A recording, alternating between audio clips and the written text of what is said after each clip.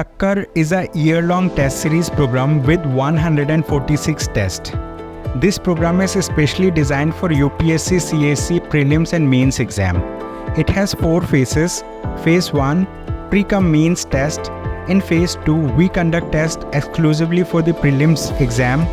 And in Phase 3, we will conduct tests for Mains exam. And in Phase 4, we will help you to prepare for interview through interview guidance program. So why to wait? You can enroll for it now. Good evening, everyone. You can write later, you can submit. Writing is when it was only offline, used to be. So then let's see, it used to be a different way. Since online has happened, online, offline, so some people are online, some people are offline. So it results into lack of proper, let's say, focus on writing practice, because online people may not write less. They may write, they may not write. This. Although let's say we have 6 days for theory class, 8 days for case studies. If you have 6 days, 4 questions you practice. At least you practice, I guess, 24 questions. And it is an opportunity that I can see your questions, how you write, although it is evaluated later. But at least I can see that what you write and what you need to improve. It is more face-to-face interaction. This 4 questions are also not more if you write each day, plus then 8, thereafter 8 classes on case study, again 4 case studies you write, so you end up writing 34 case studies. And generally we try to make those 34 case studies our better one, so that you can have practices on all those diverse topics, the diverse topics that we can have. Although still people do not practice it. Generally it happens. So all people do not write. Some people write, some people do not write, depending on their time and other such the plans and strategy that they have. So coming back to our this class. This class you can benefit if you have not prepared, means those who have not studied ethics properly, suppose. So we give our class handwritten notes and you can go through that. This, and you can go fast. If you have already prepared, you have your notes on that. So we do not need, you can see our notes and you can see if it has anything relevant, so you can incorporate. Otherwise, let's say that if you do not have notes, some people have not studied. Our purpose of enrichment class is this, you want to revise also, practice also. So there can be multi aspects people may have. Those who are online on portal, there will be, I guess, handwritten class notes, PDF file you can download, you can read. I guess I'm not aware whether it is made available, but I guess it will be on portal. On portal also, every day you will find 4 questions uploaded and you can write and you can submit. You can send to the mail the way you communicate to office. So on that mail you can send and it will be evaluated, it will be sent back. This is the process, the basic aspects. So plus a supplement is, let's say, model hints are also provided, you can also learn. Ethics is not very unbound, you should know that. It's a very limited syllabus it has. And if you apply certain strategy for this, so you can do better. Unlike other papers where you have lots of topics, lots of, let's say that, things happening, it is challenging. But if you take ethics papers, so it is not that challenging. And it generally we say demands, let's 2-3 things which you should focus. And one is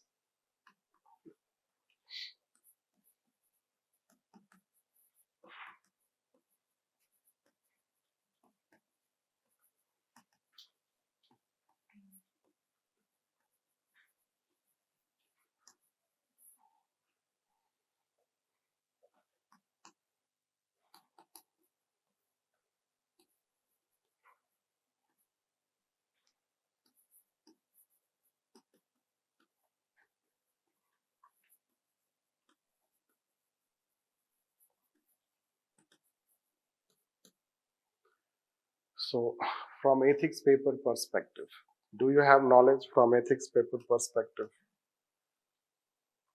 I'll give simple example. Suppose a question is asked on, let's say, law and ethics. This, or once, let's say, they have asked values and ethics. This. So one way to answer is common sense. Whatever the knowledge you have developed common sense based without knowledge of ethics paper, you can answer this. You can answer this. It depends on examiner how he will appreciate, how UPSC will appreciate. But certainly it is not an answer as per ethics paper. When it is a paper, it has its own orientation. So a person can answer on the basis of common sense, and another person can answer on the basis of ethical sense. This. So what is ethical sense? Ethical sense is now you will try to relate with, by writing some definitions of that ethics, etc., referring some philosophies in this, relating with philosophies. So it will go as per what ethics says. Otherwise, one can say law is this and that. In general, ethics is also this and that. He can give some example, and let's say he can just go on proving both are important. The common sense answer means both are important, and both are two sides of the same coin. This, but it is not like that. This. So that is how we'll find this. It is much more than that. One day we'll tell you what it is. So ethics is foundation of law. Law has moral foundation. Yes. So it is not only complement or two sides of the same coin. Rather, it is ethics provide foundation to law. Not how it can be complement. It is one way to say it is complement, which is a very simple way to tell. But that does not bring necessarily ethical perspective, right? This. And that is how we see Vivekananda once remarks. He remarked that country is not strong because it has a strong parliament which can make law. It is strong because it has people with character, good character. What he is saying, ethics is more important than law. This, it is not just two sides of the same coin. But if a person lacks knowledge in this field, what he will answer? He will answer that yes, both are. At to general level, it is acceptable. At general level, it is acceptable. This. So that way we can consider. Anyhow, values and ethics. All values will not have ethical elements.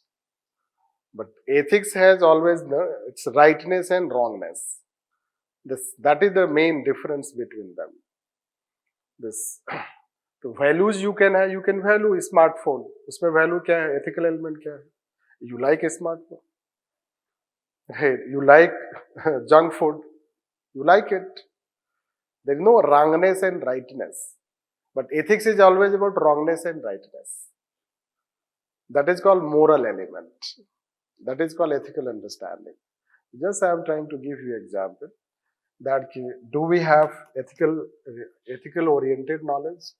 Or let's say that take a bit technical question. You can say means and ends. 2 times they have asked question. 2 times they have asked question, means and ends. Now how you answer? Again, a person who lacks knowledge in ethics, he will go and say they are two sides of the same coin, both are important. Right? This is how it is. It is more of a generic answer, which is that you are not understanding them. Rather, ethical answer is action based on means is more qualitative than action based on ends. Because a qualitative action in itself does not have a negative consequence. But action based on seeing end consequence, it will have some negative elements. This. So it will be considered better than this, although both work as a guide for human conduct. Just again I'm telling, first class it is, although we have 6 class only, so we're trying to tell that how we have to approach. The better ethical understanding you have, then you can have greater level of ethical incorporation in your answers, and that will help you in your ethics paper also, means called theory section also, and case studies also. Otherwise case studies will also become common sense type. That is one aspect, we can say the main aspect, or one aspect of that, what we say, clarity. Do you have clarity? Then the second aspect is, we generally say that preciseness. Right. Preciseness, that do you have a precise understanding? Precise is called exact also. Exact understanding, let's say that, or you can say more way, accurate. Do you know exactly that what that term means? This, if you see the papers, let's say, so many things they have asked. They have asked all those, let's say, terms. The different terms, let's say that. You'll find. Where is that?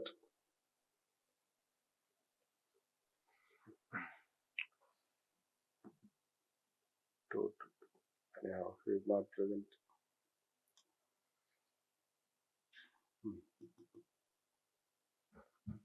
Just to show you, although you will get this paper,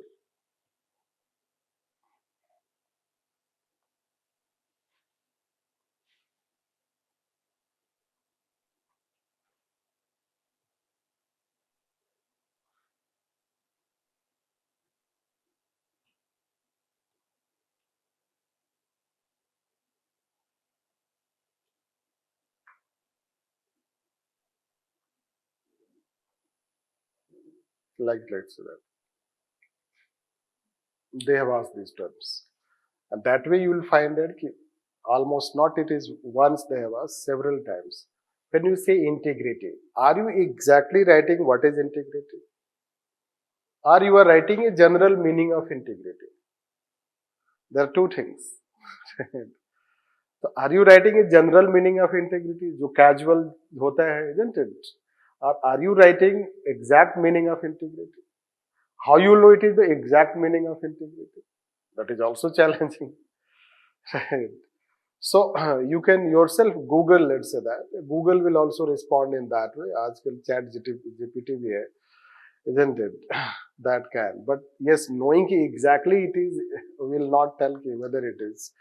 Then let's say you have a spirit of service, commitment, courage of conviction. It seems to be, let's say that, very minor difference. The terms, let's say, so very minor difference. If someone is lacking exact understanding, it seems that all the three you are writing the same. Right? All the three you are writing the same. So then once they have asked this, again you can see this what they have asked: transparency, accountability.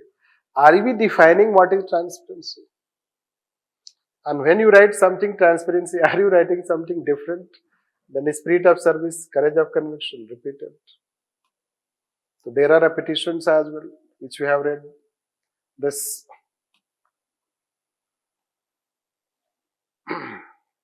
anyhow, that's moral philosophy.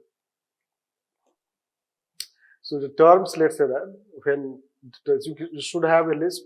If you do not have a list, forget about this. This is not a time to prepare list, because if you have, it depends whether it is your first mains or second, third, depending on that. Isn't it?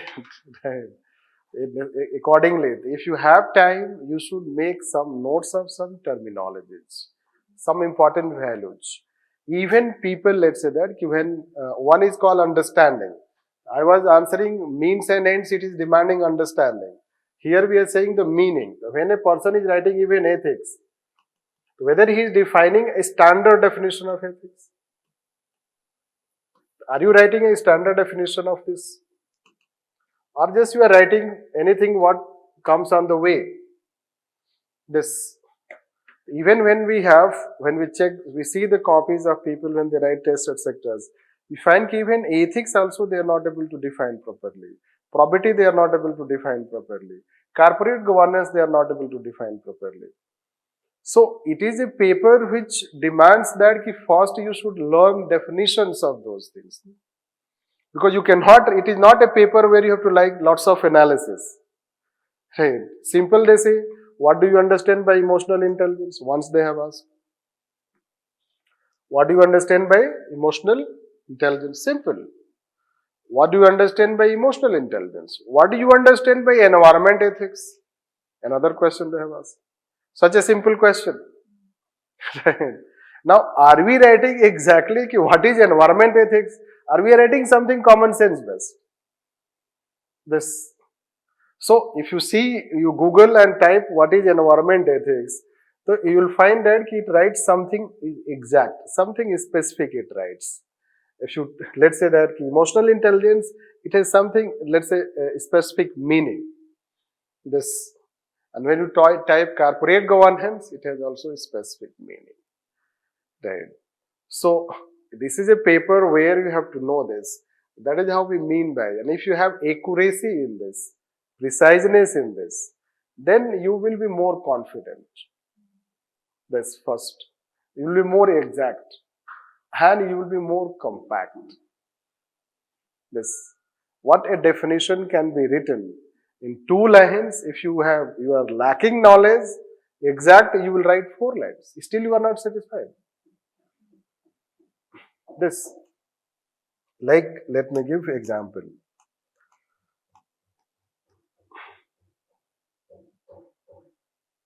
Let's say we are asked to write objectivity. What is objectivity? Or simple, they ask you, they write a set of values, one is objectivity, you have to define. Right. Now, if you do not know its exact meaning, you will try to bring all your knowledge, isn't it, to write something. No. Can we define objectivity? What we can say? Decision based on merit. Fact based decision. This. It is acceptable when you say fact based, but it is not that standard one. Right, when we say it is called observable phenomenon.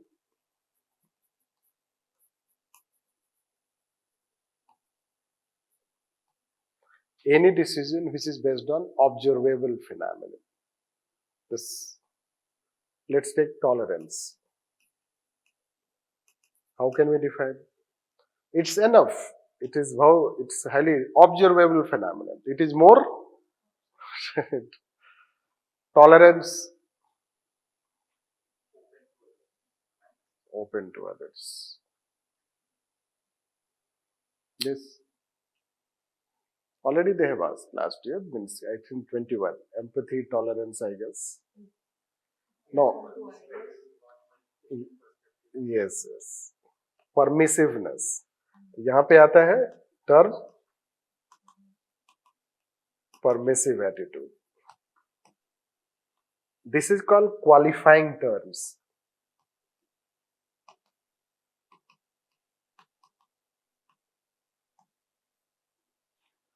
A definition should have that qualifying terms. Once you use that term, then it is fulfilling the criteria of exact definition. And if it is not coming, the definition will not be convincing. This is the. Yes, it can be partially correct. It will not be that convincing, let's say that, to examine it. Although that is also correct. You have the ability to define the things your own way. And that will not be considered incorrect. But it is always more correct, less correct. More appropriate, less appropriate. At least we should try to know the number of terms they have already asked. This, plus the number of terms you can see, especially that handwritten notes given, or you come across other such number of terms, or the terms which we can think that they can ask, which one day when we'll take that, I will tell you that what other terms can be asked which they have not asked so far. That is what we mean by the second thing called preciseness. And then it comes third aspect is application. Yes. Once we have knowledge, preciseness, etc., it comes application. And this is how, let's say, any answer will be, you write any theory, concept, definition, then you relate it, and that relation is related to any example, situation, the story you can create, etc. Then thereafter you relate to philosophy, and we refer this. You can give any counter view at all.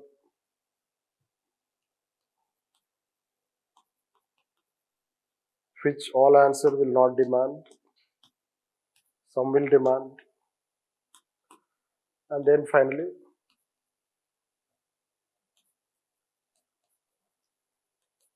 conclusion, it is also structured. Structure of answer, let's say. Yes. Now, when we have, let's say that right understanding, this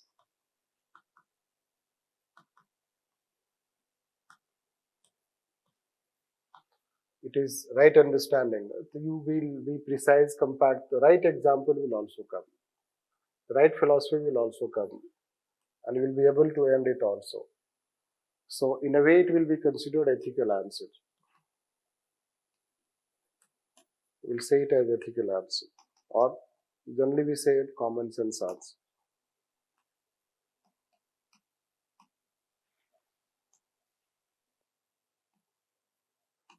Yes.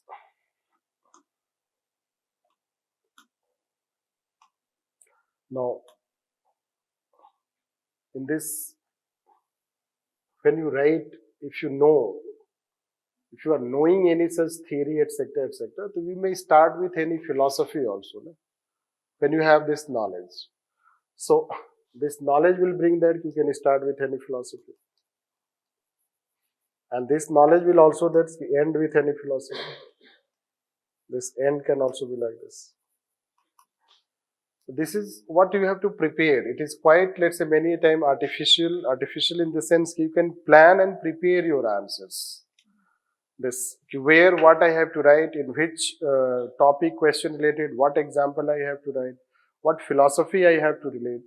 Because we don't have, let's say, n number of topics and n number of things. We have those limited number of topics and limited, let's say, that number of subtopics you can say, and then application, plus there have been repetitions also. This, the areas which they have asked are focused more so far. So let's take that as also.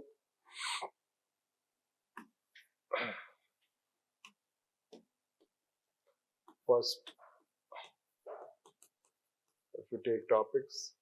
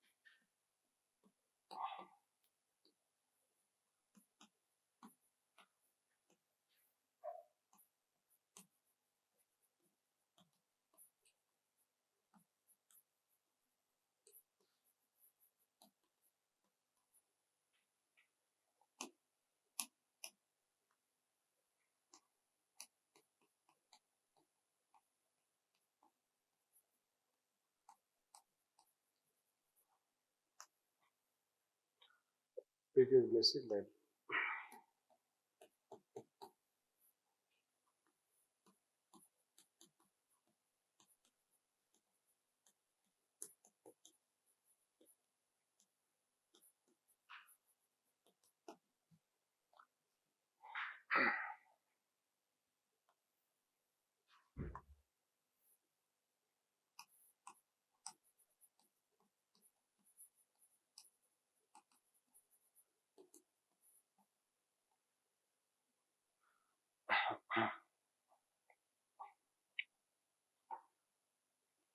If you talk how paper has become, so paper has become more applied.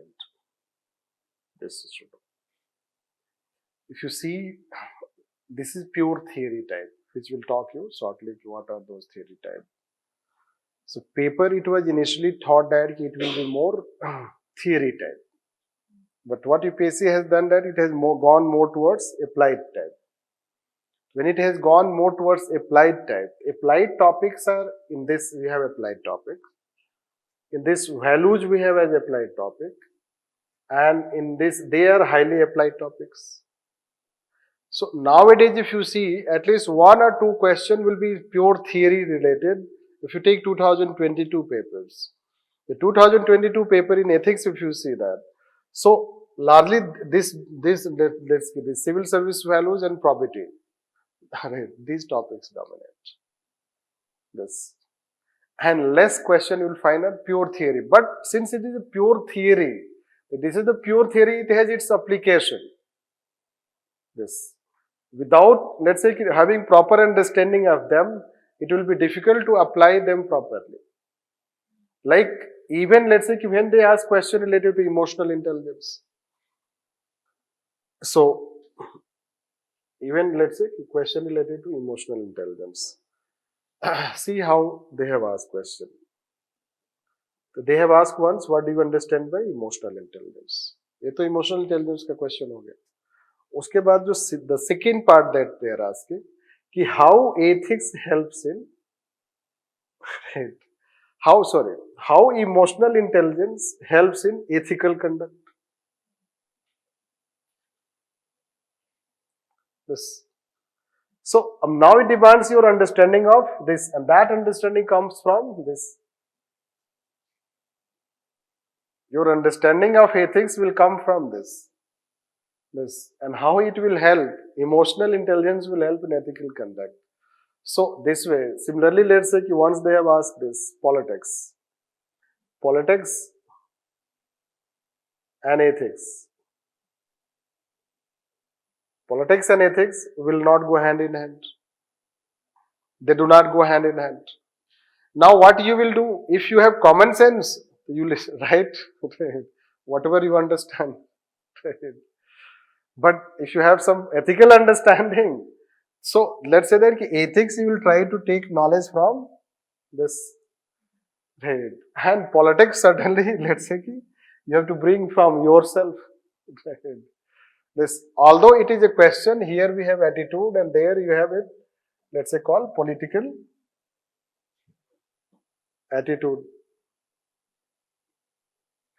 It is not a direct question on political attitude, but it is linking this political attitude knowledge will help you answering this question. This. So, since with very limited time, so we cannot go into details of talking all these things. What we can tell is that initially it was that the paper will be theoretical, but gradually it has become more and more applied paper. At the same time, they will have some theoretical questions. When they ask, what do we mean when we say that theoretical question? And what do we mean when we say applied question? I guess you may understand yourself. But let's go to, you will get this analysis, so you can go through yourself. You may have already your own analysis. It is related to ethics and human topic wise. We have classified the questions which have been asked. If you see in this, so let's say what it says. What do you understand by values and ethics? A straightforward question, but first year question. For that year, people may not have understanding, isn't it? Anyhow, it says in what way both are important. In what way, let's say that it is important to be ethical as well as professionally competent. So it is a theoretical question. It is a more theoretical question. Let's take any applied question. This is also more theoretical question. Voice of conscience and this. It is also theoretical. Courtesy of conscience. It is also, let's consider.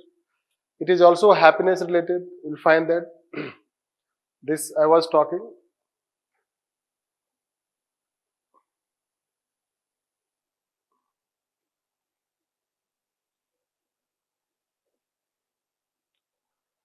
Now, if you take this, how ethics will enhance the gross comprehensive national power, it is applied question. Hatred is destructive, this wisdom, this is national, it is being asked. So, hatred is something, it is related to let's say wisdom. It is having theoretical aspect as well as applied aspect, you can see. It is not purely theoretical aspect. Then,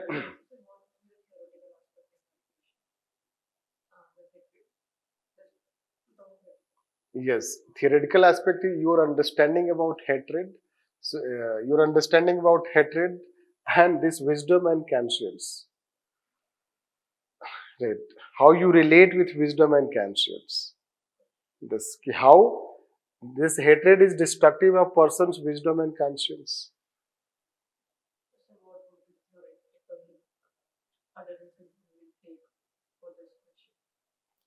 Right. It's the way you answer it. Right. The way you will answer. First thing, let's say you will define ki anger. So when we have anger, so what happens? Anger results into, let's say that ki loss of balance in human. Right.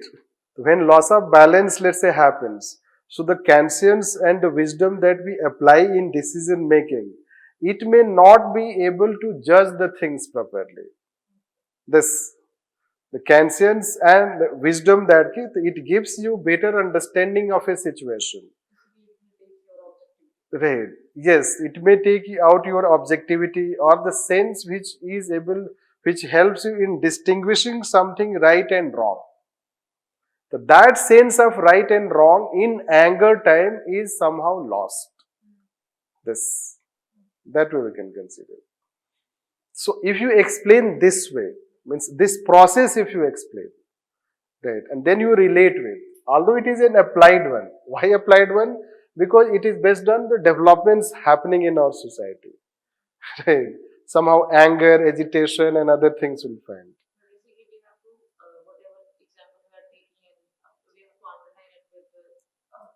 Yes, you have to link with theoretical aspect. You will start with, let's say you have to link, either you start with hatred or you start with wisdom and conscience.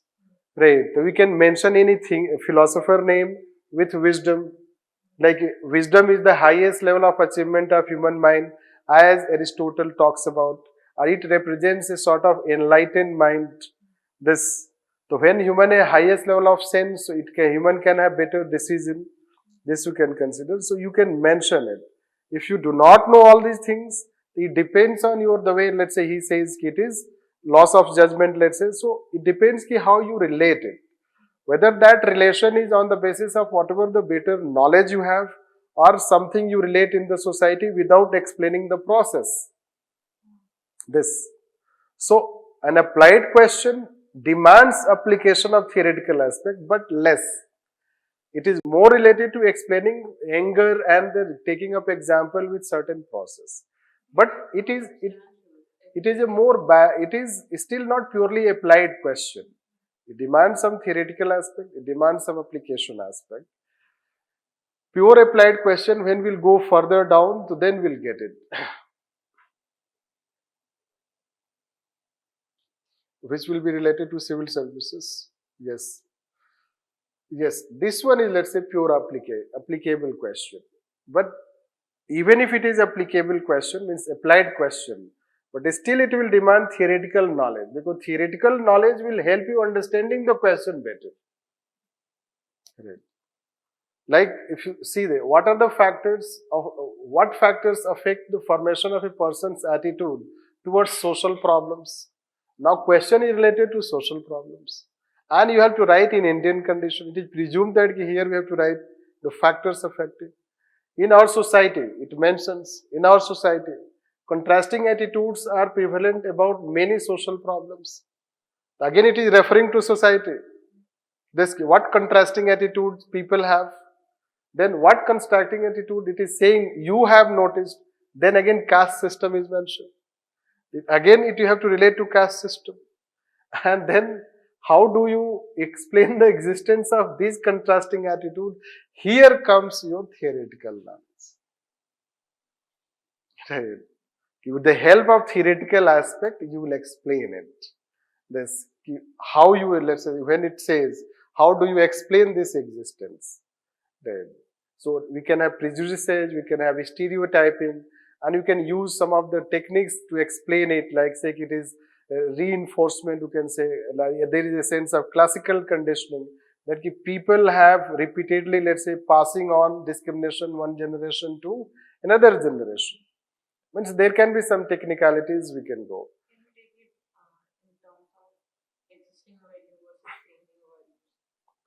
Right.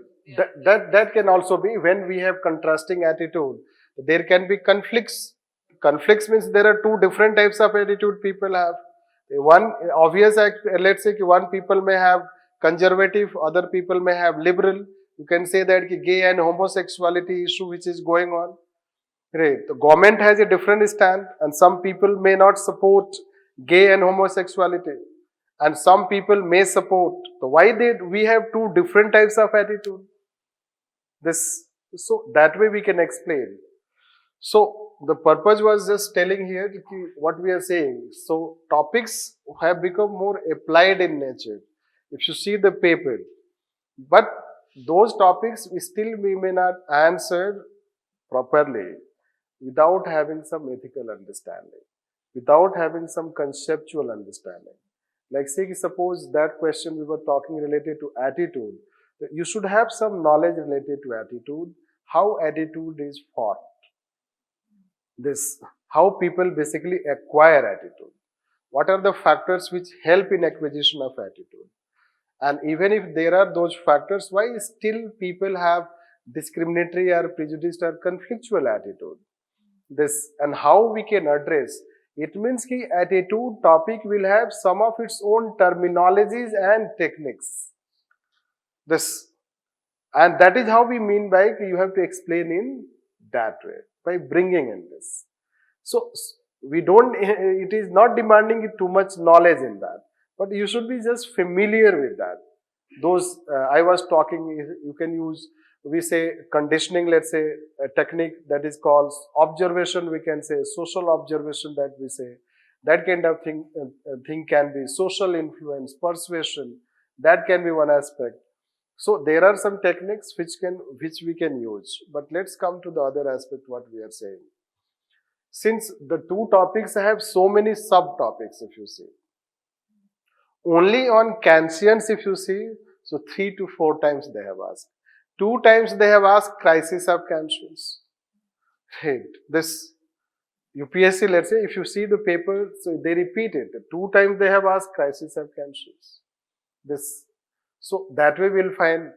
So there are topics which they repeat, but since they have so many subtopics, so their scope has increased, and you'll find more questions are asked from these 2 topics. Like say last year, if you see the first 3 questions, the first 3 questions are from both topics. Plus you have seen e-governance related question, digitalization related question. That is also from such topic. So general, let's say that if you take, means general aspect and applied aspect, that can be one aspect. Now the question is that even if they are making question applied, but your strategy should be to learn some theoretical aspect. If you are weak in theoretical aspect, you should improve on theoretical aspect, whatever the time you have in that. Otherwise, it affects the preciseness, let's say, the exactness or the quality of that answer. This we can consider. Now,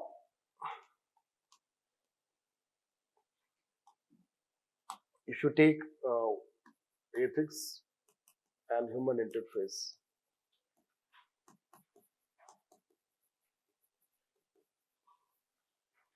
the first topic that you have, so basically it has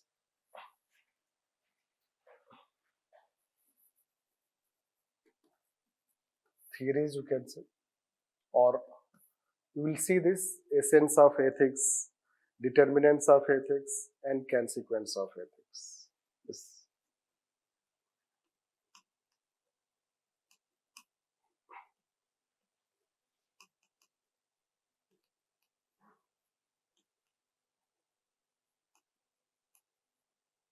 This. Then within this we have also human values, and within this we have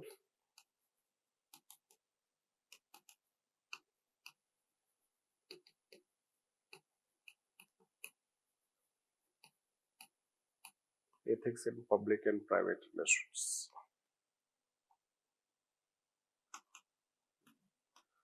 See, so far they have not asked any question on this. So we do not expect also a question. Only once a case study was asked. That was not also direct case study on this. Thus it had application. In this case study there was its application. So basically it helps in application. Even if a topic question they do not ask, but then that knowledge helps, because once a case study was asked related to a civil servant, a senior civil servant, a junior civil servant, and junior civil servant is impressed by senior civil servant, and once he goes to his house, means house of senior civil servant, and when he goes to his house, he hears some sounds. That basically it is indicating that the senior civil servant started beating his wife. This you can say. Now it is a question which is demanding knowledge about ethics in personal relation, ethics in public relation. This application part, if you have knowledge, so you can apply in that. You can relate it, or even you can answer by whatever the common sense basis you can have. The common sense, whatever the people on the basis of that. Now, if you take human values, so from that, as far as term is concerned, human values, this term has not been asked. So we have been expecting a question on this as a term. Let's say that's simple. What do you understand by human values? They have asked value. There is a difference between value and human values. This right. So the term, let's say as a term, we expect. But let's say that they have asked related to this 2-3 times, depending how you relate it. Because this topic also mentions role of leaders in inculcating human values. So role of leaders, now several quotes of leaders have been asked. So whether you will take those quotes as part of this question, or you can take as part of moral philosophy, it depends, let's say that. But there has been one aspect that they have asked repeatedly question, that is called Kalam. And they have asked Kalam 2 times. Right. Last year also they have asked, 2022. Right. So we do not expect in 23. Otherwise it will be third time, although UPSC is UPSC, right? Because Vivekananda they asked 2 years repeatedly. You should know this. Vivekananda 2 years they ask repeatedly, one another. So what we will say is, although one day, today or when time allows, I can tell those who have been repeated and those we can expect. So at least you should be prepared on those leaders and philosophers who have been repeated. Right. Because there is a high possibility that they can be again repeated. So that can be one aspect. So this topic has significance in that way. Now let's come to this. This is the main topic. This is the main theory we'll talk, which we say as normative theories of ethics.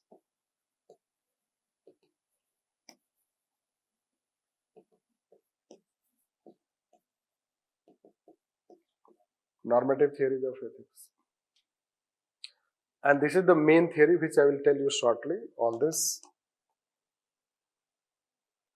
Now, if you take one more topic is there, we have not written approaches.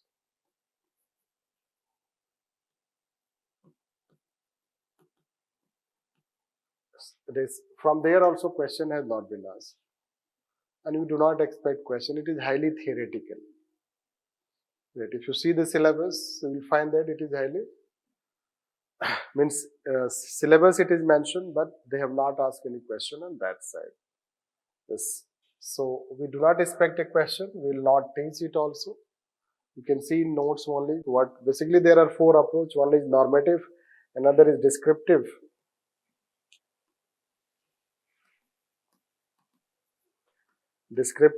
Another is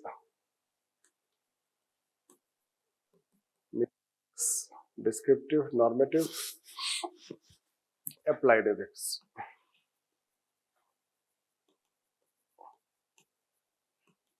This is how it is. Applied, this is how we say that applied questions are applied. So we have applied ethics. Environment ethics is a question in applied ethics. Pure theoretical, so you have normative theories. And the rest we don't have to study this in this paper. Now, when we say normative theories,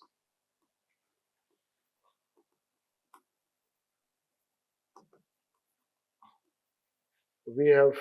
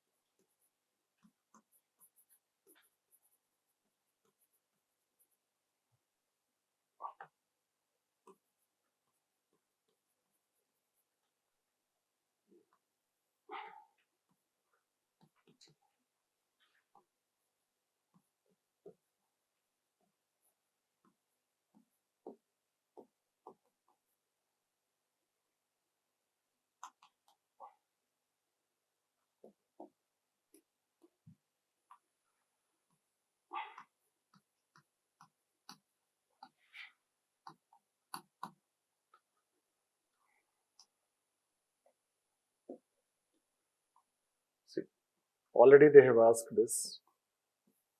Already asked 2 times. 2 times. Combining this, they have asked. And once they have asked.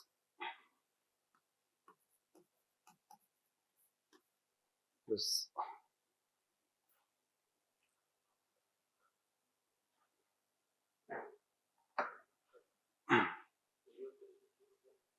John Rawls.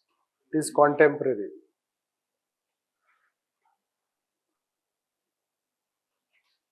This. So now again they will ask. There is a high possibility because this is the core aspect of your ethics paper when you talk. The core philosophy you take. So this is the core aspect. Again they will repeat. So, but let's say that ki high chance is that ki Plato they will ask. If you go by this. Because they have not asked so far. So they have repeated Socrates, means they have asked Socrates and Aristotle. So Plato is the high possibility. Hence, let's say ki you should prepare an answer on Plato. Whatever the questions we have expectation, on that you should have an answer ready. This, that is called preparation now. And certainly let's say one or two will match it. Now again they may ask this, Kant in a different format, a different structure they can give, a different quotation they can ask. So they can relate it. But as far as the name of the two thinkers are concerned, name they have not asked. So we also expect a separate quote of either Bentham or let's say there ki Mill. This. So there can be a separate quote based question also on that possibility. Now let's say that whether they will ask contrarians, they will not ask, so far they have not asked contractarians. But contractarians have their relevance, especially when we talk social contract. Or they are even popular philosophers. When popular philosophers, any quote of that philosopher can necessarily be, this is how it can be asked. So we should be also a bit prepared on them philosophically, what they say, what they talk. Although if you talk core aspect of ethics philosophy, the core aspect of ethics philosophy is just only this. Virtue ethics, deontology, teleology. Although it is also teleology, but it is not that important part of this. This, how it is that will tell. Once they have asked John Rawls, but again they can ask because you don't have two John Rawls. Whatever the thinkers you have, they are, let's say that they cannot have replacement. They're the big thinkers. They make some senses, let's say when question, every thinker cannot make a sense. Yes, or every philosopher cannot make a sense, let's say, even if he may be popular one. That is the thing that they have not been asking. So, John Rawls, once they ask, so this is how we expect, again, they can repeat John Rawls. So that way we can consider about the normative theories, why we say normative theories, what they talk. So that you will understand by this analogy when we'll talk. That comes to question called, what is ethics?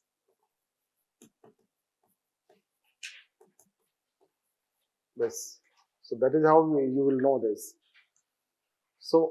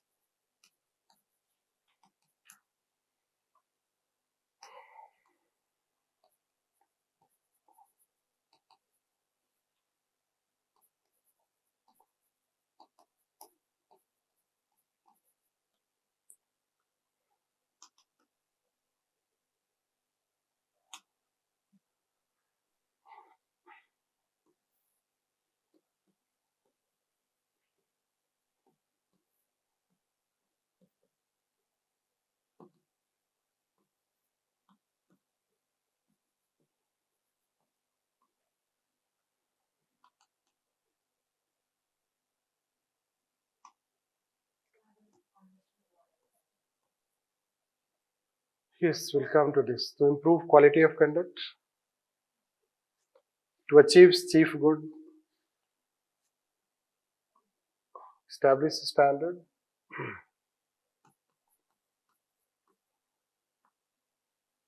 how we determine.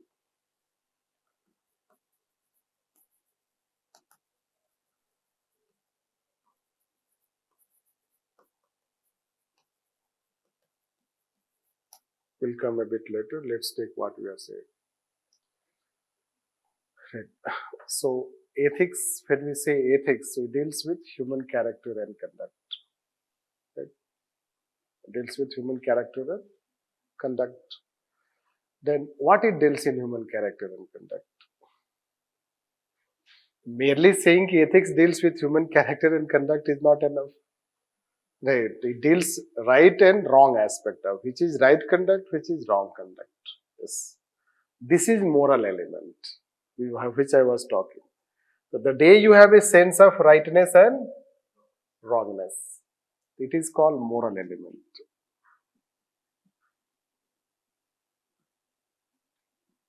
Yes. Now, why?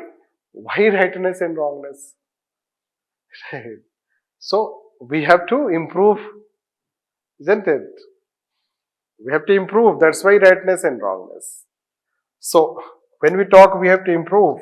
This comes here. What ought to be?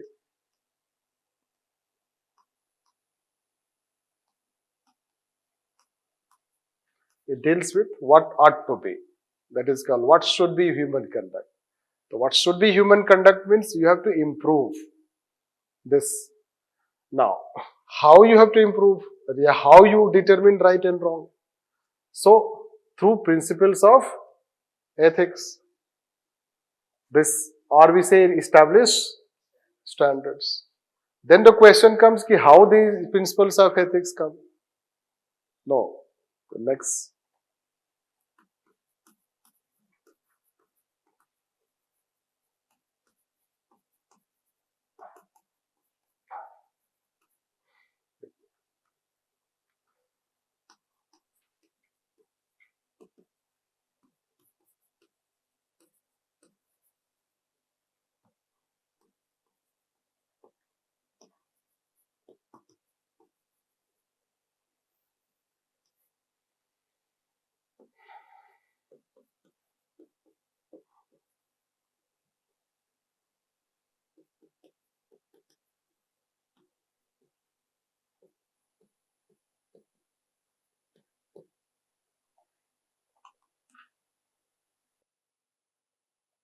So, basis if you take, this is the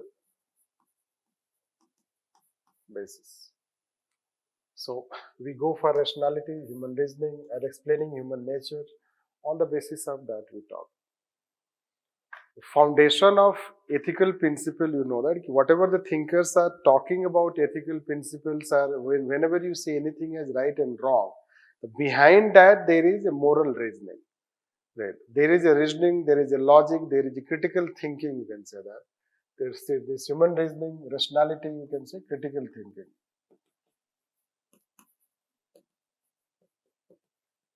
Critical thinking. What is that critical thinking? Or all. If you take, let's say, virtue ethics. So it will talk, its critical thinking will be it will give that this doctrine of mean. You should follow doctrine of mean. This each theory will have its own, let's say, we'll find that its philosophy. If you follow doctrine of mean, which Aristotle basically talks, on the basis of this doctrine of mean, it has given 4 principles.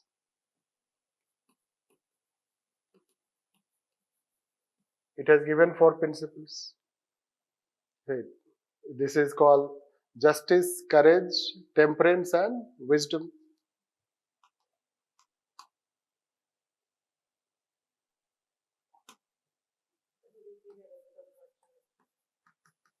Right. Justice. Do we have time for these things? I will tell you, but today is not the time, because we have a set of things to complete, isn't it? This we are giving a bit overview to you. Deontology. What it says.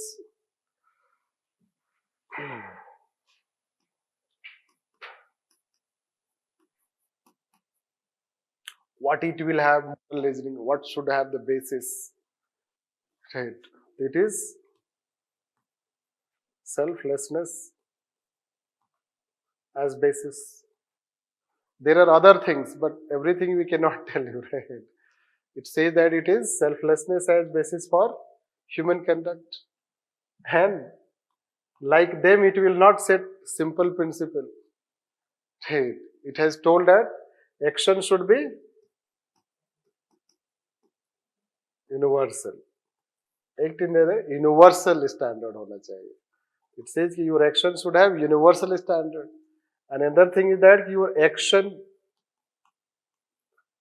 should be, in action, means and ends, both should be equal. This is how it says. It had said two such standards for human conduct. Right. Action should be end in itself rather than creating means to achieve some ends. This. And then teleology or utilitarian, basically we follow.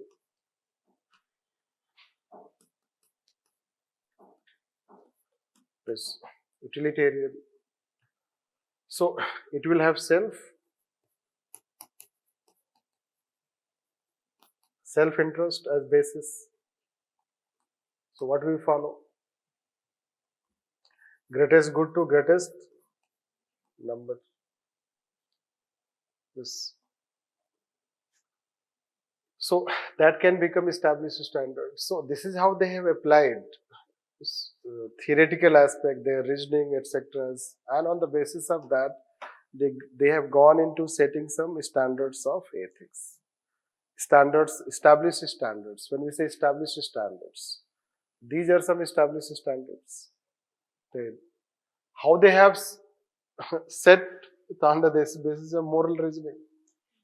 Right. Now, what is moral reasoning? I can tell that this moral reasoning behind this. The moral reasoning behind this is that whatever the action you have, that action should be neither, let's say that extreme level and nor at very, let's say another end level, inaction. So inaction and extreme action. It will be something middle. What is middle? You decide. He does not say that this is what is middle. He says you decide what will be the middle. This, and he has given one example of courage. There are several. If you want to see, if you have curiosity, you Google it. Doctrine of mean. 15 adjectives will come. This and that they will say, give you. You can understand. One, let's say courage. The courage is the mean of cowardice and let's say like rashness. Right. Rashness in human action or extreme aggression you can say, and cowardice you can say. The courage is a mean. The courage is a mean, so this is how it is considered. Courage will have a virtuous quality. Right. There will be a good element in that. When you have mean, let's say your conduct is based on. And on that basis, this is how they will give. Like temperance. Temperance is emotional balance. One is that you do not react at all. Another is you have extreme level of reaction. This. Do we have a balanced reaction? That is how temperance you can consider. Right. So, this is what we mean by logic.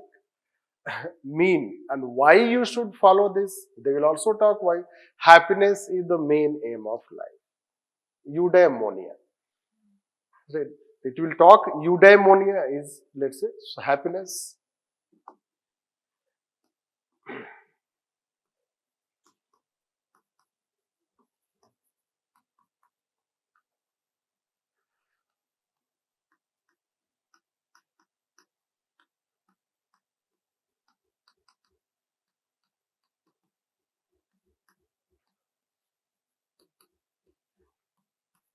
Happiness is the main aim. And how you should achieve happiness? Doctrine of mean. This. And which behaviors should guide or what we can understand what is our virtuous conduct or what is our good conduct by 4 principles we can, by following 4 principles. Right. Justice, courage, wisdom and temperance and wisdom. And those who will have, let's say that those doctrine of mean, those will follow. So they will have those 4 principles. The 4 principles means good character. A good character, a person means if the person is having virtuous, let's say, quality. And good character is a guide for, guarantee for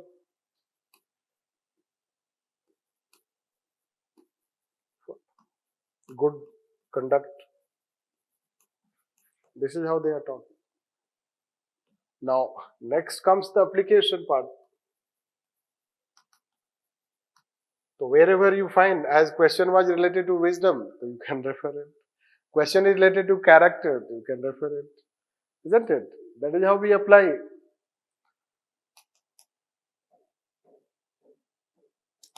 So application is, if it is, there's a justice, courage, temperance, wisdom. This. So now, if wherever you talk about injustice, so you have, although there are other philosophers also you can refer. Wherever there is any question related to justice, injustice, you have chance to refer Aristotle. That will make your answer ethical, look like ethical. Right. Or courage की बात है, whistle blowing, corruption, that is how civil services. Right. So wherever it is about courage of conviction, courage की बात चल रही है. So that way you try to refer, it will give you a philosophical sense. Right. And an important way is courage is, let's say, when you face any challenging situation, whistleblowers, they are linked with courage. That is how it says. Temperance is emotional intelligence, wherever you have to refer. Even if you are writing emotional intelligence, there also you can refer. Even if you are, let's say, dealing any question related to emotional intelligence, you can refer. So this, and wisdom, again we told that there is a direct question related to wisdom. Right. In fact, human reasoning, moral reasoning will make human rational. Will make human, let's say, and rational means achievement of wisdom. This you can say. Highest knowledge is wisdom. That is how he says. And that is how you apply, let's say, Aristotle. Before that, let's say that a bit, by this we'll finish also. A bit, if you talk, they are considered as Greek philosophers. Greek philosophers, you can say, or virtue ethics, you can say. It starts with this, and he, the founder of ethics.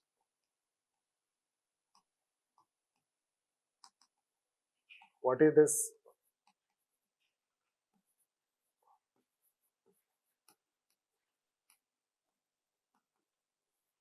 Art of questioning.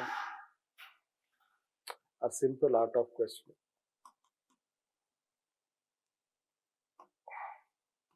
That is how question was asked.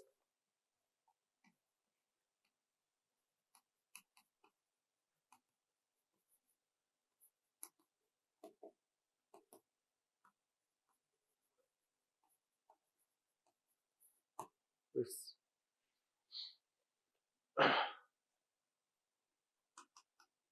Now let's say that since a statement, it is a statement by him, it is question asked. When any statement is asked, a statement related to any such philosophers, so which you know a bit about that, so you can write about that philosopher, then you can explain this. When a statement is asked about any such leader which you do not know much, and they are not philosopher, like Lincoln is not a philosopher, so hardly anything you have to write about Lincoln. Rather, 2 times they have asked Lincoln. Right. So what you will write is about a statement. Hey, you are certainly not going to write he was the president of US, etc., etc. That has no meaning. What the meaning it has is you have to write about the statement given. But when a statement is of unexamined life is not worth living, it is expected that you will relate with Socrates or Greek philosophy. And what the idea, as we have told that the foundation of ethics is its reasoning, logic.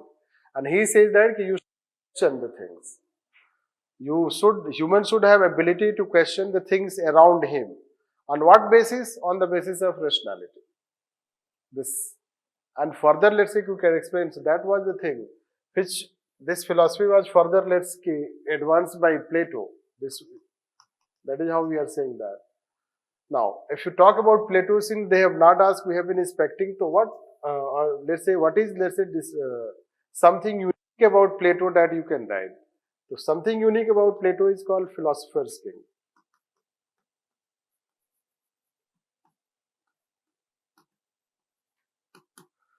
This king should be like philosophy.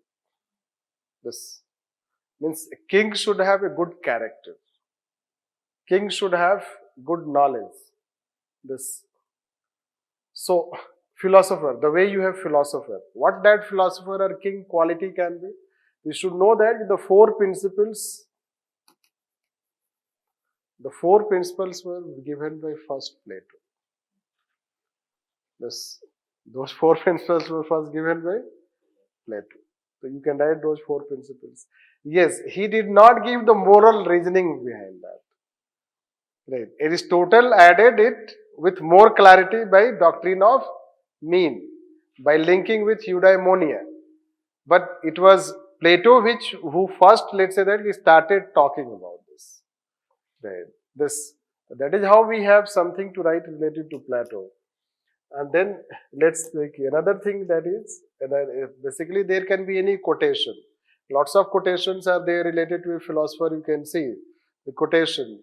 And those, any such, let's say that you quote, they can ask. This. So at least you have something to mention while writing that quote. This. Any, let's say that one quote, generally we say that law is not needed when people are right. Good. Yes, law is not needed when people are law abiding, and some people will always find their way around law. That is the statement. Right. Which we have been expecting as a question, because once it was also expected as a question, they asked this question. Yes. So that is what, let's say, about which you talk about virtue ethics. So what we take away from virtue ethics, it's about building a quality in human that is called a virtuous quality, a character building. So wherever you get any question related to character building, importance of character, so there you can relate, because they have given emphasis directly on character. Although any philosophy is going to give, if you follow any philosophy, it is talking about rationality, not about magical elements. So when it talks about rationality, not magical elements, that will itself build good character. But they have given emphasis on that character itself. That's why it becomes more obvious to relate. And it is one established standard. Human character and conduct should be on the basis of rationality and reasoning and critical thinking. Or human character and conduct should be on the basis of doctrine of mean to achieve happiness. Why, let's say, we should follow ethics? To achieve happiness. Now that happiness you can link with anything. In fact, once they have asked happiness related question. So we can link, let's say that, what is happiness? Happiness at higher level, he will say that it is achievement of wisdom. So you get highest level of happiness when you get enlightenment. Right. When you something, let's say you understand something, you, let's say that innovate something, let's say your mind create, that way, let's say wisdom we can say. And criticism is that happiness can be also pleasure seeking type. Right. Happiness can be pleasure seeking type. And happiness creates means and ends relation. So Kant can criticize them also. Weakness side, if you take, that is how. But any philosophy will have weakness, because if you talk one side, the other side you do not talk.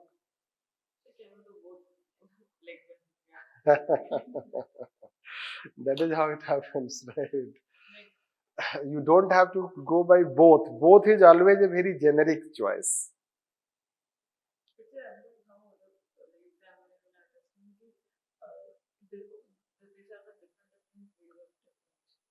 They don't you think that? Yes, yes. Hmm. Yes, yes. What you are asking? There is always choice to write both.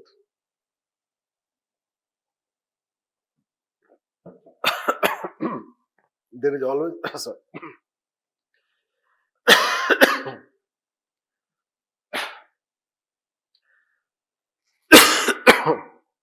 See, there is always choice to write both. But don't you think it is a very obvious choice? Right? They also know it. Okay. That is how question become very easy. You ask a difficult question by making it judgmental. You take a stand. Students write both. The day you write both, you do not want to go into that. You are choosing an easy way out. But question is being framed to force you to think that difficult one. So, this is how the day you decide both, it becomes very simple, very obvious.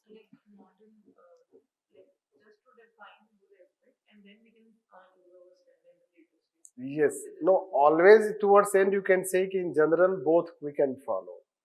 But you should show a stand also, because if question is being framed, right, what you will do in law and compassion.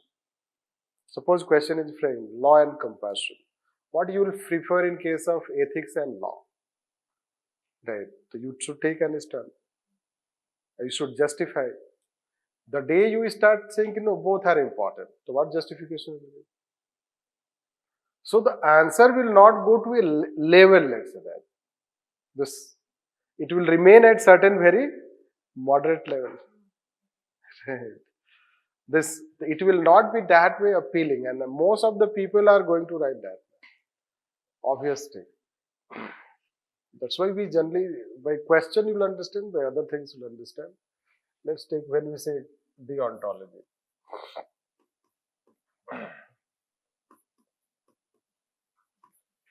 Yes. Basically it means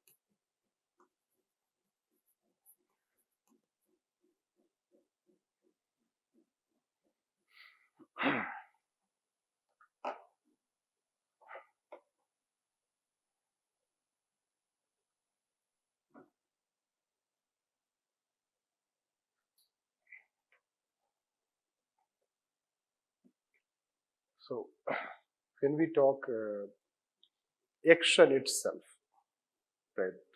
Action itself should be right. How to judge that our action itself is right? He gave two principles.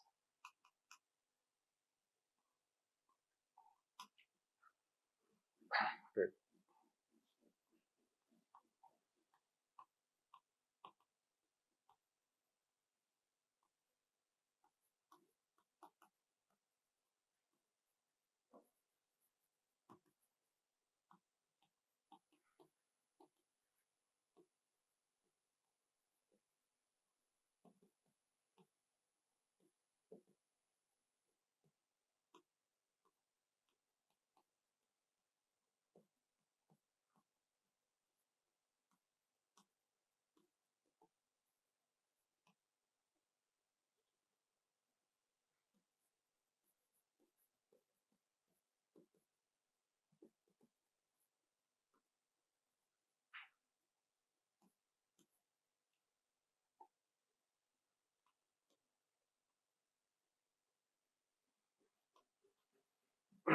So there are some universal principles, you know that. It's a truth.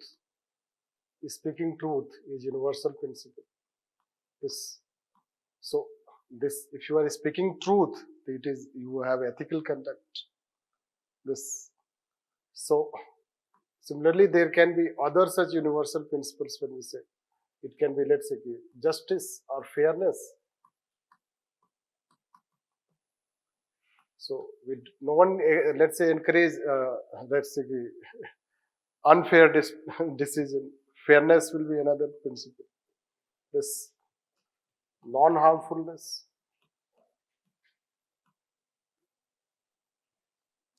Anyhow, so there can be some universal principles, you can say, peace, etc., etc. It's not a time to talk.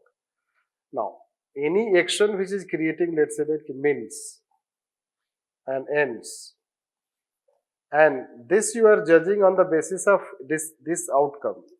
He will reject this. On the basis of outcome, quality of the outcome, if we determine the action, so it is not good. How to understand this? There are so many examples. Right. Let's take COVID time. So during COVID time, what happened? You have to take a decision. Resources are limited. You know that? In Italy, it happened. One aged person, so one aged person, and let's say there were some other people and they did not have resource.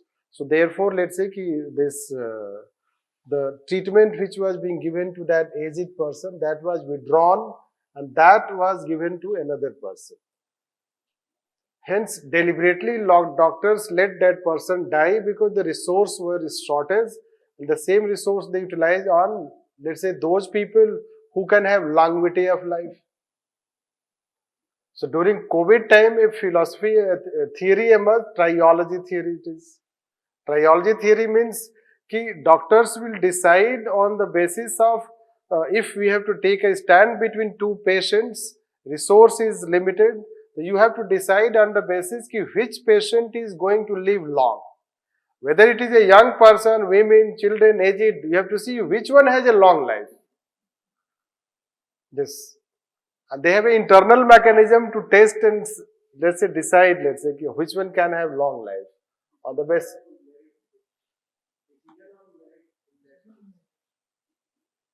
Decision on merit will not say.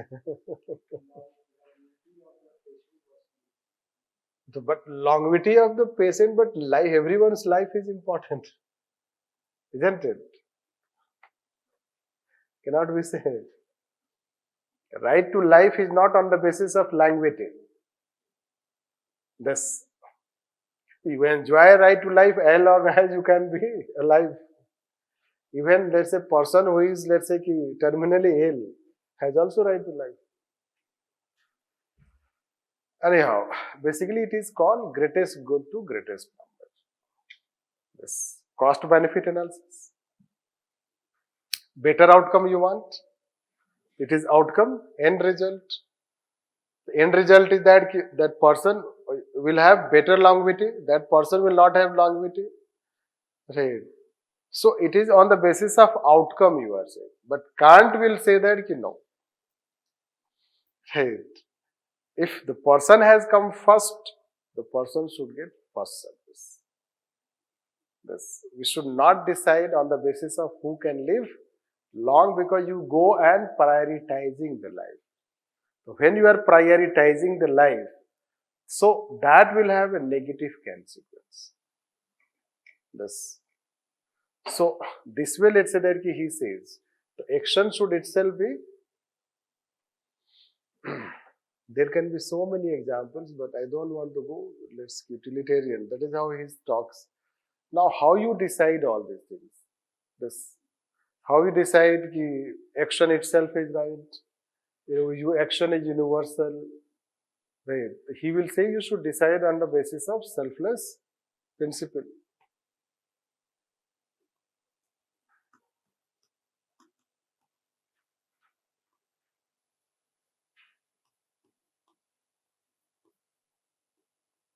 Selfless principle.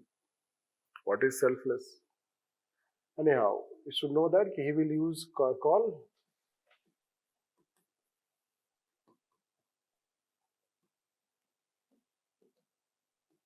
categorical imperative, right? Or Kantians.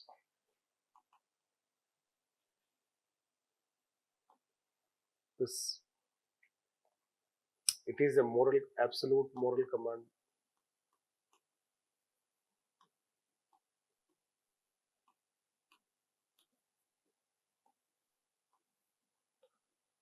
How to know? I think you should read. We don't have that much time to explain. It's still becoming too much. Right. What is moral command? It is your development of the conscience which gives you this command from within that you have to act selflessly. It is your human reasoning or the reasoning in your own conscience when your conscience is developed, which forces you for acting selflessly. After all, those people who are acting selflessly, which force is, let's say, encouraging them for that action? From which things they are motivated? There are people who, let's say that even at the cost of their life, they know that life is being threatened, but they do not compromise. What is this? Absolute moral command. I will give my life, but I will not compromise values. Right? Absolute moral command. This you can say that. So there can be very few such people. Few such people. That's why it is difficult to understand. Anyhow, Bhagat Singh, I will not apologize. I will not apologize. Many a time, not apologizing can be considered also, let's say that something, what we say with that? Yes, arrogance. But it would not be considered arrogance. He would not apologize even at the cost of life. Right? Because he was asked to apologize for the act they did. They say कि we have not done anything wrong. So why you should apologize? आज तो हम फौरन apologize कर लेंगे. Anyhow, the situations, etc., you can say, forget about this. There was contempt case against Prashant Bhushan. And you know that he refused to apologize. Right? Because his conscience is not allowing to apologize. Even at the cost of punishment. Right? He told that you punish me, I would not apologize. Consequence. So they are not going as per consequence. This is absolute moral command. This you can say. And this, yes? Yes, he was charged for contempt. Right. Basically, court ने बोला कि apologize कर लोगे तो छोड़ देंगे. I meant to say that if you apologize, right, because they wanted to save themselves, their image. Because they know that punishing is not a good thing. It is contempt against them. They are trying to save. So they asked to apologize. If you apologize, you would not punish. Because once they have taken a decision, so then they have to pronounce judgment.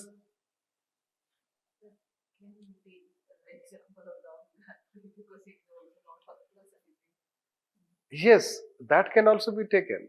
That if he thinks that he has not done, this is the, let's say, that aspect. If he thinks that he has not done anything wrong, because speech you have, although I don't want to pass my judgment on that, but you know that if you apply the same yardstick, so I think I guess half of the parliament will become empty.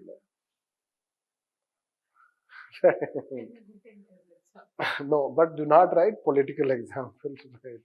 Prashant Bhushan is safe, Bhagat Singh is safe, right? But it will become a bit political example, so we should avoid it. Right? This, that is what I guess you understand. And it comes from moral reasoning in human on the basis of rationality. This, now, this conscience, what is selflessness? That's when we are saying. So, why selflessness? Or why, let's say, now when you act on the basis of action itself is right. It is a selfless action. When you act universally, it is also a selfless action. Because then you do not self.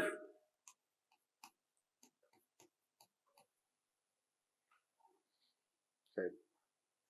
So the decision is dissociated from self. Right. This selfless. Any decision which is dissociated from self, right, he will say that decision can be most rational. Right. Any decision where self is related, that decision may not be rational, because your interest in that decision will conflict. That is called conflict of interest. Yes. And this is how self-interest. Self-interest by utilitarian. Here self-interest, your interest is involved. That's why it is not a very high level of ethical standard as selflessness. This. And it is true. Right. Try to understand.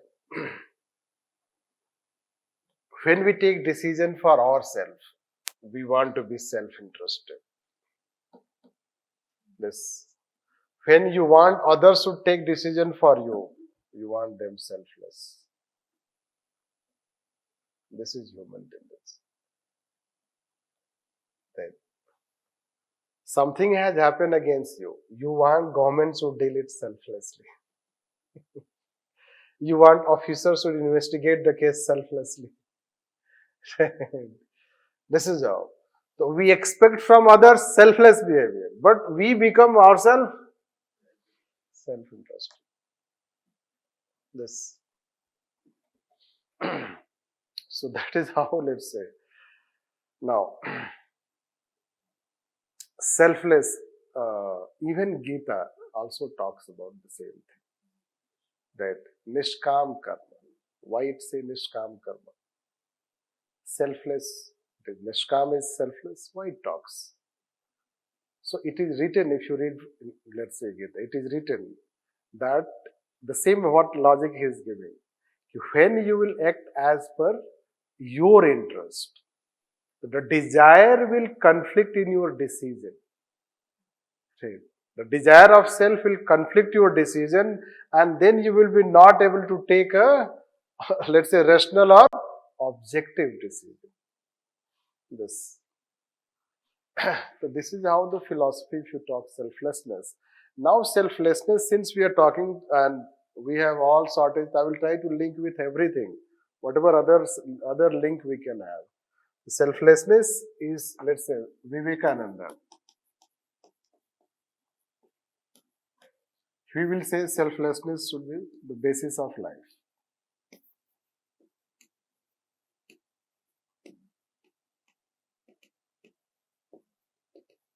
This Nolan Committee.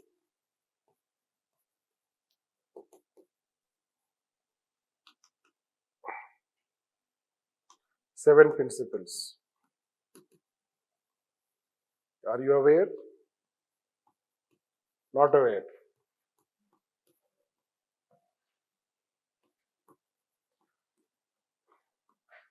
First time we are writing, already written notes, you can see this.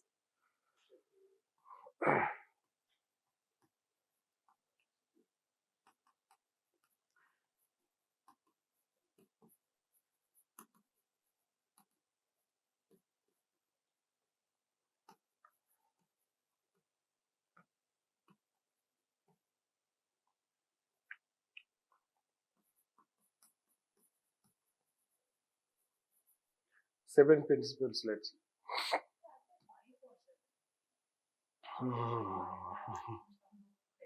No, ऐसा नहीं होगा.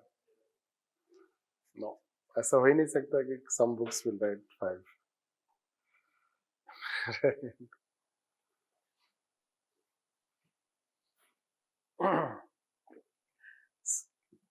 Selflessness. Even if you do not write Nolan Committee, public service motive is selfless. Civil servants have to act selflessly. Judges act selflessly. This is, judges do not take decision on the basis of consequence, otherwise they will not pronounce judgment. Right. This should know. Basically, Kant says that for the sake of truth, you have to disturb the entire world, you should do it. Because thereafter the world will get settled. But if you, let's say that the foundation of the world is based on lies, it will be more destructive. Right. How? Basically, there are so many examples. Let's take that. What we have done, climate change, global warming, from where it has come? Profit, companies working on profit and compromising means. Right, stubble burning, blah blah things, compromising means. For what? Easy gain. All cumulatively, if you see that, whether you have made society better or worse. This is what he will talk. This, that is what the relevance or application, you can say that. Plus, in today's society, you know that today's society is more materialistic, more self-centric, more individualistic. Already you know in that society how selflessness is given emphasis. That sense also we can say it. Be it civil services, be it society, where the Kantian philosophy, in fact, it stands out in all philosophies. And that's why he is considered as German idealist, a rationalist. Why idealist? Because philosophy is very lofty. Right. In today's society, hardly people will follow it. Right. So we can deal the question.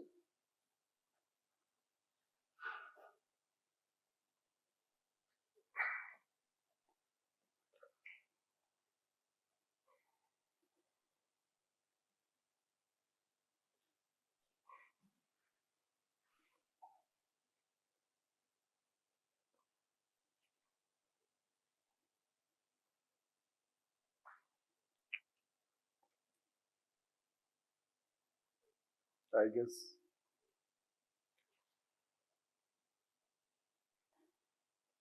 it is given in beginning that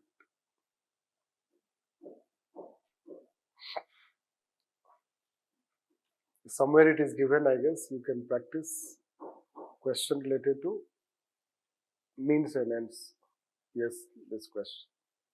Human beings should always be treated as ends in themselves, never as means. Explain the meaning and significance of this statement, giving its implication in the modern techno-economic society.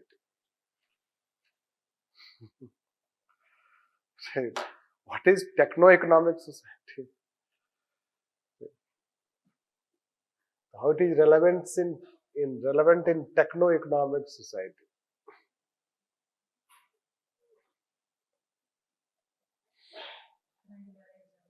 Jesus.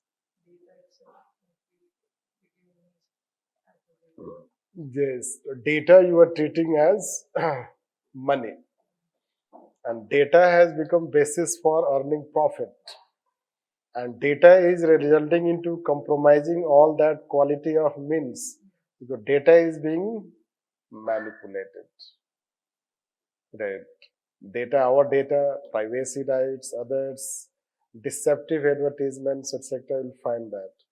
That way it can be the example, let's say that. So what they are doing is, or what they do is, they write, let's say they ask question and they can, as per their aspect, let's say, they can relate also with current dimension. This, otherwise by the time, let's say, you know that this is a statement. Now what you have to do is, you have to explain it, you have to write about Kant, you have to write his philosophy, then you have to write why action should be, let's say, this treat as end in themselves, never as means and ends, let's say. Why he is saying. The rationale behind that you have to explain. By any such example, you can talk, let's say, as we were giving any example you can give. Right. Like saying stubble burning. Stubble burning is on the basis of, yes, you want to have good outcome. But the consequence, immediate consequence is good outcome. That is how you go on that basis. So in that, let's say you create means and ends relation, and good outcome become basis for your conduct. But in long run, what it creates? It has lots of spillover effect. This, which is not good for society. In fact, if you go and calculate its loss, it can be much more than the benefit that you receive. This, anyhow, by that example, first you have to explain the statement and then you have to relate it. Now, what flaws people will do? People will write 2-3 lines and can't, and then they will not prove that rationale behind that means and ends, and they will jump to techno-economic. They will write techno-economic more than the theory that is being asked. Yes. So that way you can practice, means you can have, let's take next slide.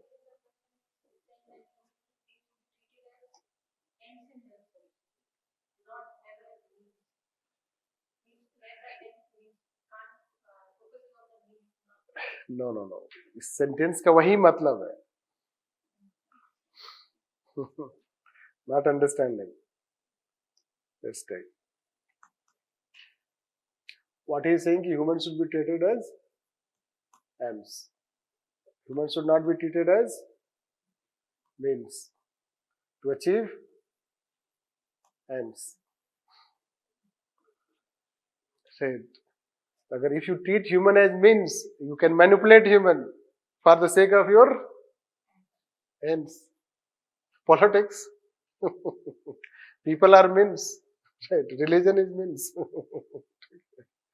Isn't it? You can stoke all those communal things. Right. You take religion as means to achieve end. What is?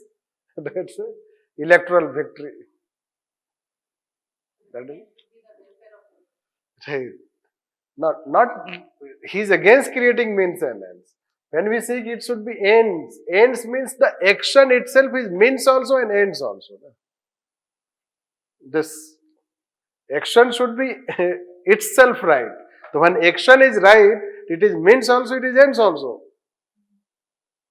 This, but the day you create means and ends, for the sake of these ends, it will compromise this means. This is what he says. Right. The statement is right. Right. Is it clear? Because it can be repeated. Should have understanding. Yes, good example that workers are exploited for the sake of, let's say that, achieving profits at times. Yes. Yes, that is also considered. Lots of examples you can have. Right. Now the just opposite wala utilitarian.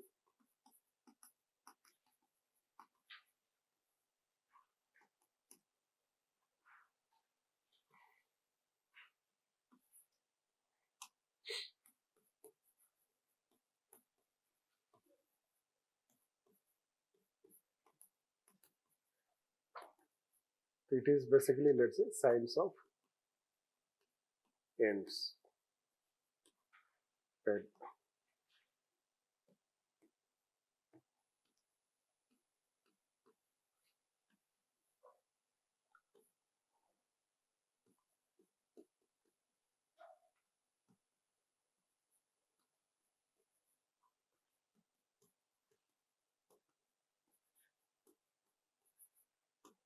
If outcome is good, action is good.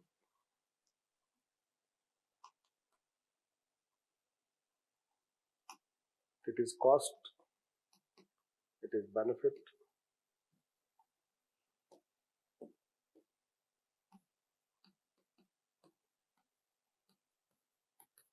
Yes.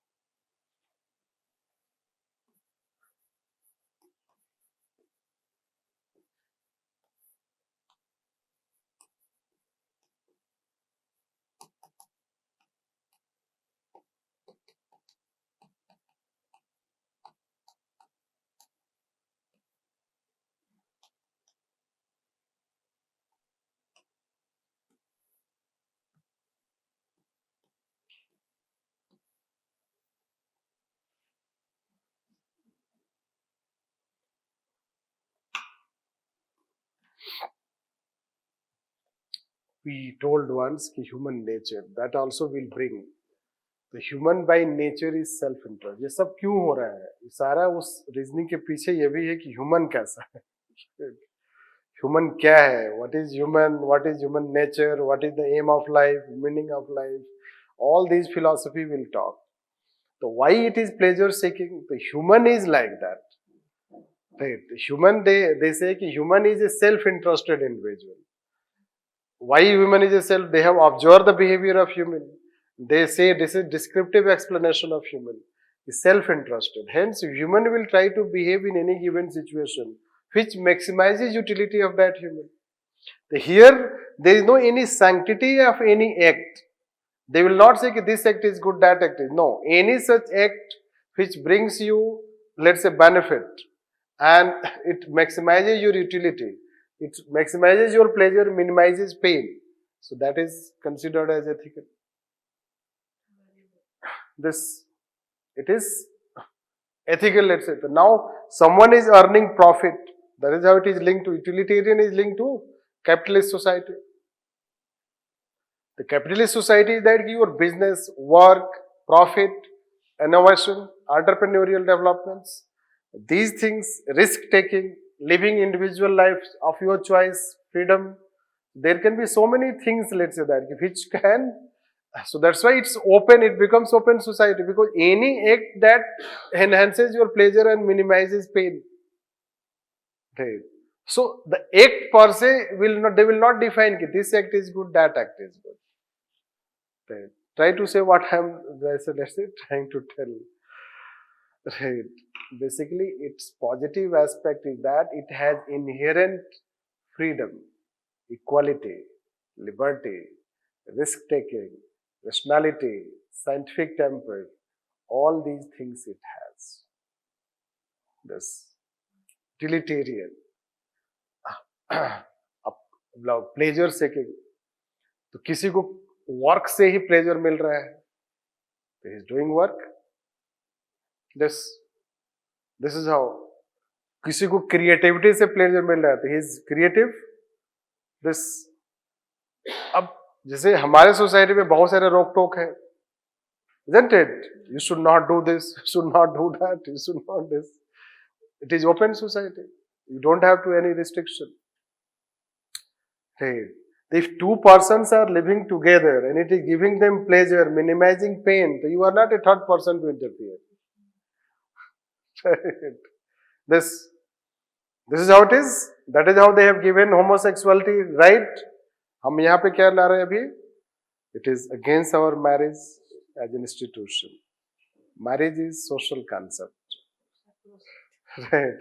So आपने एक restriction impose कर दिया. Right. You cannot do that. This. So this is what we have to understand. That's why it is open society. And open to an extent if two individuals, I told that. If two individuals have act of kissing, other people, those who are passing by, they appreciate. This. Why? The two individuals. This is how. In our country, it is a social taboo. This. So, basically, utilitarian has an inherent quality of creativity, rationality, risk-taking, scientific temper. That's why they have lots of innovations. And parents will not impose restrictions on their children. Right? If any child or let's say a person, let's say in a family, he enjoy any work. Right? Any work. So they will allow that work. Because there is no restriction because he is deriving pleasure from that. In our society, parents have already put restrictions. You can do only these jobs. Right? So that pleasure seeking activity is not there. Right? So they will not classify certain categories. Rather they say any act which brings you pleasure minimizes pain, it brings benefit, minimizes cost. Yes.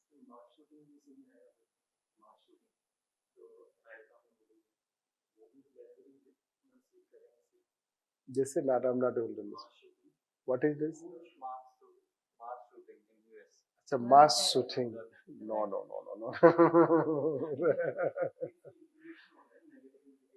In negative, yes, it is negative. It is not based on rationality, let's say that. Try to understand. अब इसका I don't have that much time to talk that much detail, but इसका logic ये है कि pleasure seeking behavior.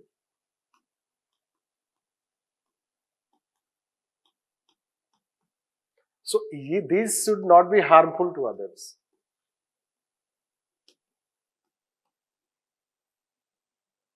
It should not be harmful to others.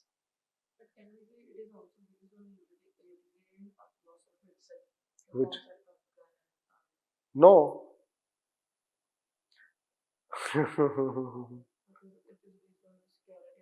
Not security purpose. Try to understand. Now, if you go for, as per the philosophers, what they are saying, first, is it rational?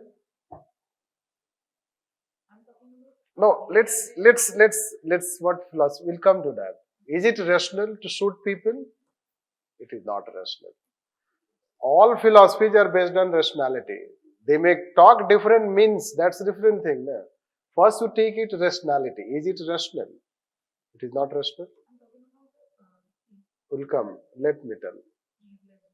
Second thing is, pleasure seeking behavior. Why it is a liberal society?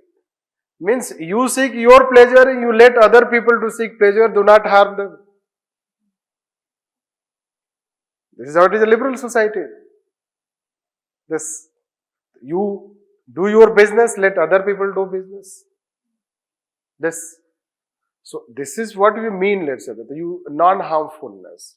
Now further, if you go to the higher level, basically let's say that this is how social utilitarian. Social utilitarian is by J.S. Mill. What is good for society should be good for individual. What is good for society should be good for individual. Utilitarian को हमें इतना negative नहीं समझना है. Otherwise it is wrong, let's say that. देखो हर theory का एक spill over है, उसके लिए थियरी वाला जिम्मेदार नहीं है. Society can be responsible. Right. Society can be responsible for that. You are not applying. Right. So this way you can say that. So they say that it is not in that way. Pleasure seeking, otherwise it cannot be a liberal society. You have pleasure, you let others to have pleasure. Even that is told by Socrates. You should have critical thinking and you should let others to also have critical thinking. Your critical thinking should not harm others' critical thinking. Means equality. Means liberty. Means freedom. ये principles आया कहाँ से? Inherent principles.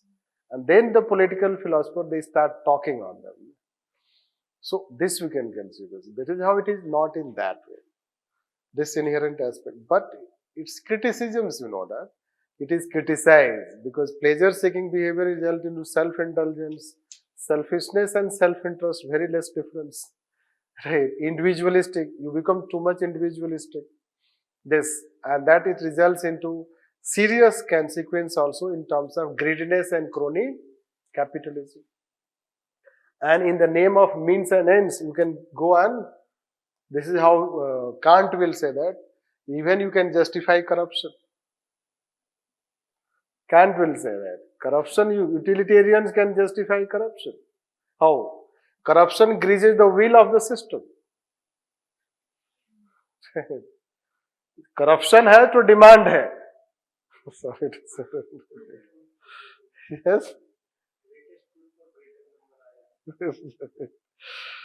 अभी you completely stop corruption in real estate, black money, economy collapse हो जाएगा. Slow down आ जाएगा economy में, because 50% in real estate is black money. सबको पता है, गवर्नमेंट को भी पता है. Right. पूरा जो मार्केट है आपका, आप सबको बोलो कि प्योर ट्रांजैक्शन होना चाहिए जो ऑनलाइन होना चाहिए, मार्केट ही बंद हो जाएगा। उसके consequence you do not want to face. Right. Because thereafter, after consequence, society can be better, but we do not know that. Right. This can't will say. Anyhow, let's say agents and the fees, various types of things. So that is how he will say that. Or let's say we manipulate many things. ना आप देख सकते हो बहुत सारे investigations, result जल्दी देना है तो किसी को अरेस्ट कर लिया। गवर्नमेंट से गवर्नमेंट को दिखाना है अरेस्ट हो गया। तो what you do, you arrest anyone. Right, investigation जल्दी रिपोर्ट देना है, this you can force people to give evidence, you can torture people, that is how they will give such kind of things. Let's say this is what you should take utilitarian. Then I would like to tell one more, then we'll finish. See, there is, rather you say, selfishness also. Right. Selfishness idea is given by Hobbes. Yes. And it is this which is negative. He considers selfishness means negative human nature.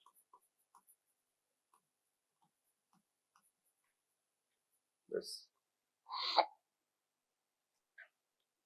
So, he says that human is brutish, selfish, short, murderous. Right.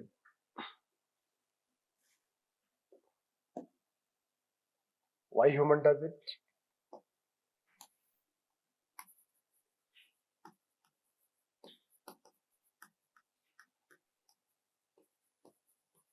Self-preservation. Self-preservation. For preserving self, human can murder other. ऐसे ही हो रहा है मणिपुर में.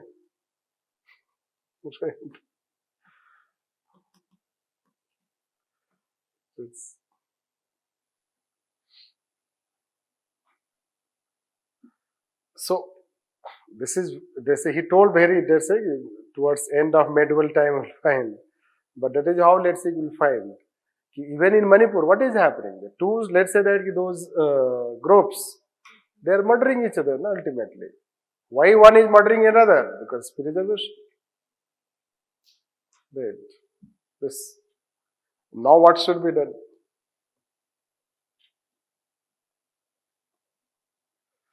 So since they are like this, they are not themselves capable of bringing stability and order. Right? They are not themselves capable of building stability and order. The human is not capable.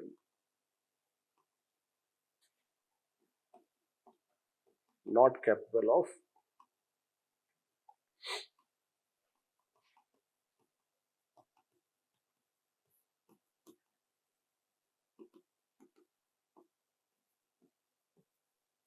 stability and order. So when human is not capable of maintaining stability and order, and unless there is stability and order, this self-preservation cannot be maximized. Because they will kill each other. So when they will kill each other, the possibility of maximizing self-preservation is less. Like say कि Manipur, if violence keeps happening, तो पता चला कोई बचेगा ही नहीं. This, so human is not capable of himself maintaining stability and order. And once you are not able to maintain stability and order, your own self-preservation cannot be maximized. To maximize self-preservation, you need stability and order. And to maintain stability and order, you need to bring state. And this state should have absolute power.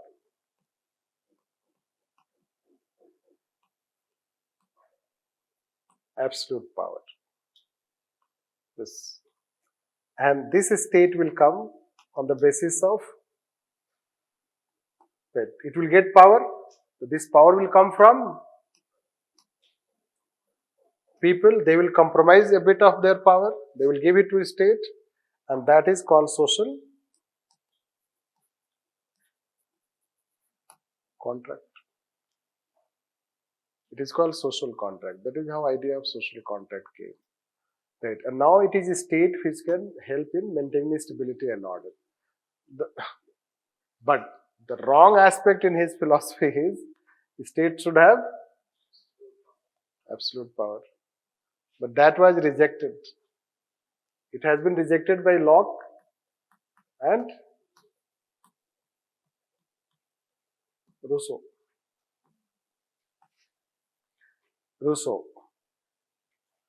And we cannot consider necessarily that human is selfish. No. Human is also other theories selfless and self-interest. The human, we have three different types of nature, and all the three different types are correct. This. And highest will be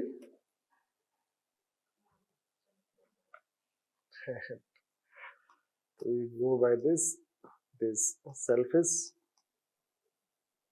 then self-interested, and this is selfless. This. It will help you understanding ethics people better, because now you understand human nature also, not only ethics. The core aspect you start understanding. The core aspect of the human reasoning, you know that. So, and human can have that different variety within that. Human can be at times selfless also, self-interested also, and selfish also. The same people, those who are in violence, so yesterday maybe they showed their selfless behavior. Right? After all, they were living together. This is how it is. And then ultimately in Manipur case, now you need to apply strong state. If not absolute state, but we talk about strong state. This is how we take forward. A weak state may not be able to maintain stability and order and security. You need a strong state. This we can say. And social contract is idea of his social contract we follow, but the welfare idea of his state is based on social contract. And that nowadays we talk more of Rousseau idea of social contract rather than Thomas Hobbes, because he had a negative view of human. This you can say. That is how the three major or four major philosophy you can say, which become basis for relating it, writing it if at all they ask questions on that. So, anything that you have to ask today, or we'll finish now today. Then what you do is that you read the materials that we have given, handwritten, and you write.